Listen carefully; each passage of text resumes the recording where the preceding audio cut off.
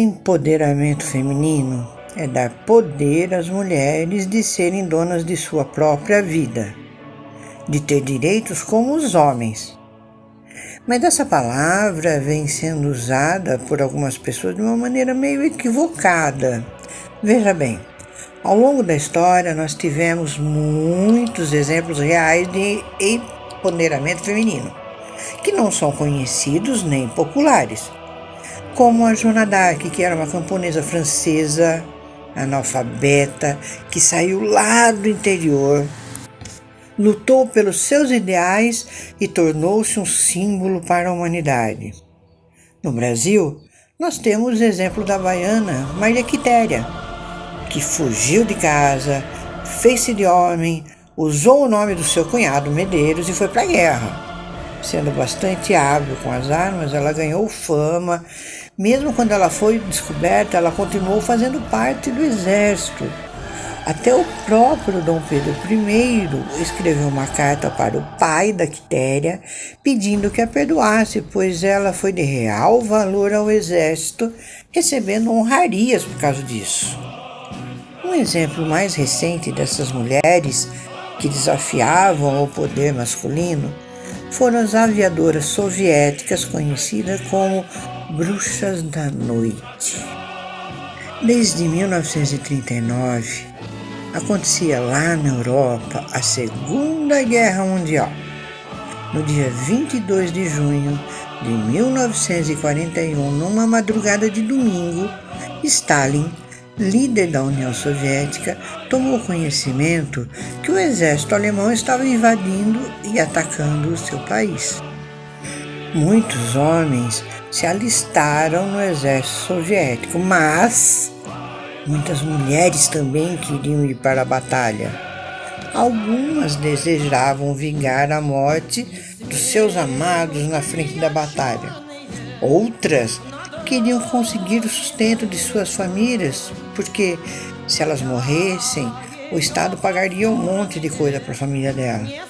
Mas todas elas estavam imbuídas de um enorme senso patriótico.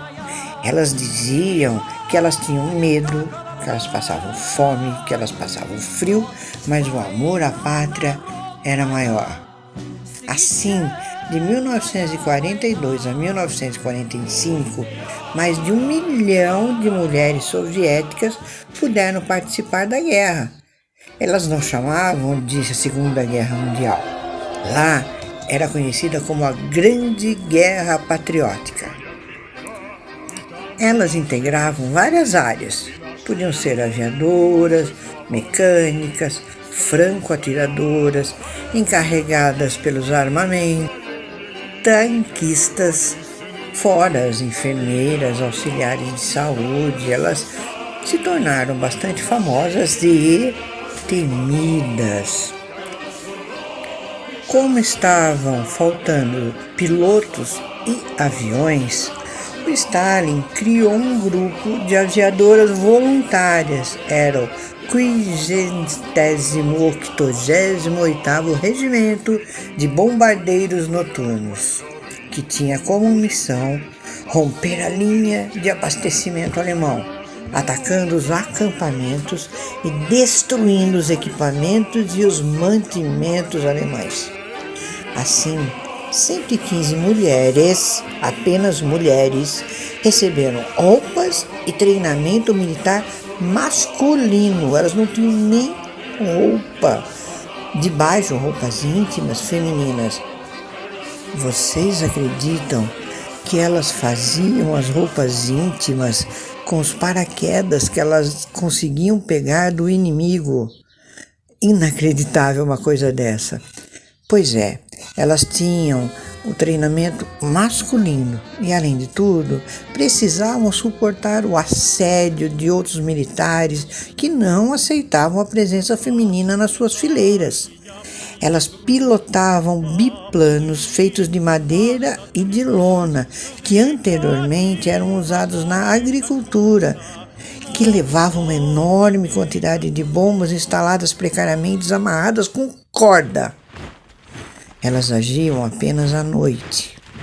Era assim: quando a infantaria inimiga, depois de caminhar exaustivamente por muitos quilômetros, fazia o seu acampamento para poder se alimentar e descansar, aí eles tinham a terrível visita dessas audazes aviadoras, que depois de soltarem tochas amarradas em pequenos paraquedas com a finalidade de iluminar os seus alvos, elas desligavam os motores dos seus aviões e iam numa queda vertiginosa de 600 metros, com um mergulho arriscado, despejavam as suas bombas em intervalos regulares de 5 minutos sobre ele. Ou seja, depois da luz, as trevas. Isso acontecia sempre, durante a noite toda e todas as noites até o raiar do sol.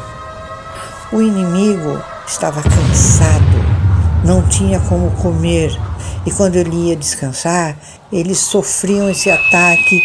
Olha, era terrível, era um inferno. A manobra não era simples, pois elas desligavam os motores, caíam sobre seus alvos, lançavam as bombas, ligavam os motores de novo e rapidamente tinham que voltar para os 1000 metros anteriores, sem serem atingidas pelas baterias antiaéreas. Os comandantes alemães jamais imaginariam que eram moças que pilotavam, se não fosse a queda de um desses aviões com 2 pilotos. Assim, eles viram que eram mulheres. Sabe o que eles falaram? Não podemos acreditar que nós somos ameaçados por garotas soviéticas no comando de aviões de brinquedo. Deram para elas o nome de Bruxas da Noite, porque eles falavam assim: elas chegam à noite, de repente, semeiam o terror e depois tocam novamente o céu. Misteriosas, fugidias, impossíveis de capturar. Só pode ser bruxa. As bruxas da noite singraram os céus em 24.000 missões noturnas, com turnos ininterruptos de 12 horas, no quais elas voltavam para a base e reabasteciam seus aviões para retornarem aos ataques. Cada piloto participou de 800 arriscadíssimas missões, porque elas não tinham nem paraquedas para se protegerem. Se acontecesse alguma coisa, só por Deus. Foram despejadas 23.000 toneladas de bombas.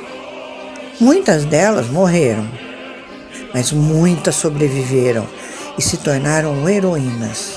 Lá na Rússia, são lembradas e reverenciadas até hoje, e o serão por muito tempo.